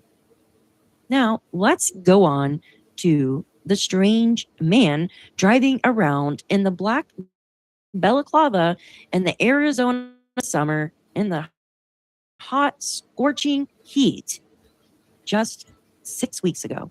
It says, my husband just noticed a guy driving around the neighborhood in what looked like a full black ski mask. Has anyone noticed that around here lately? Not sure what he was up to, but was in a blue car. Doesn't like being on ring recordings. Just a bit suspicious, this person said. And a couple commenters said, I would report that to the police. This one said, report to drive while wearing a mask? If so, why did the government try to force the population to wear one? Okay, so this person's a little confused. He was wearing a balaclava, not just a face mask to cover your mouth. Okay? So what do you think? I want to show you the area in which these incidents took place. Come with me over to my Google Earth. Here.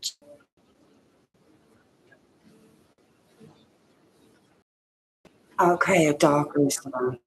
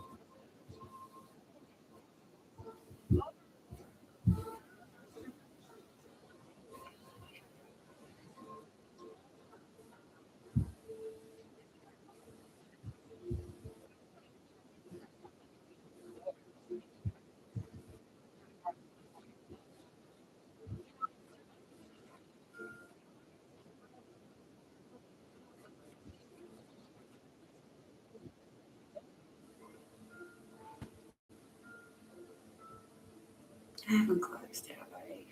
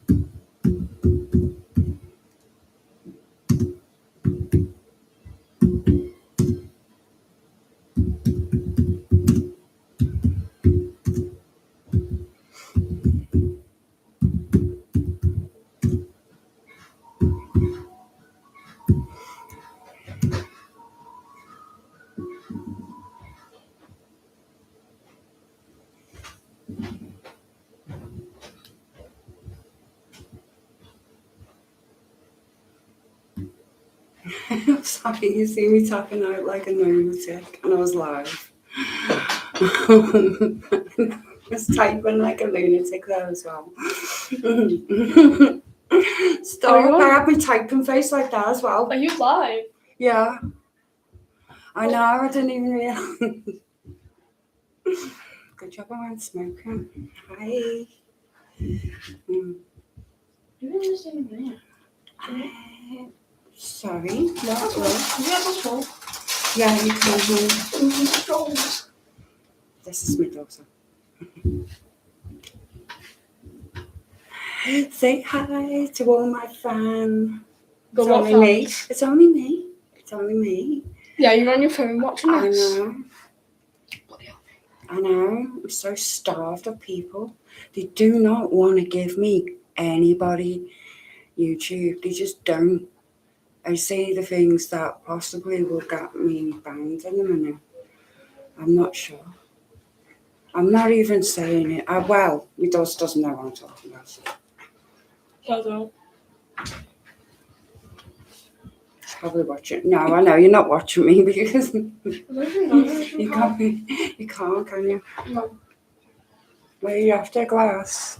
No, I'm just gonna drink off it. Just one now. Yeah. What I'm gonna do, I'm gonna get a wine glass and bring some apple juice and take it to a pride parade because no mates. You have to take a flask with you or something, huh? Yeah. You know? So that'll be better to do. An apple juice, of course. Well, that's me for now, and I'll try, come on, and do a live each time I'm here. Take care. Peace.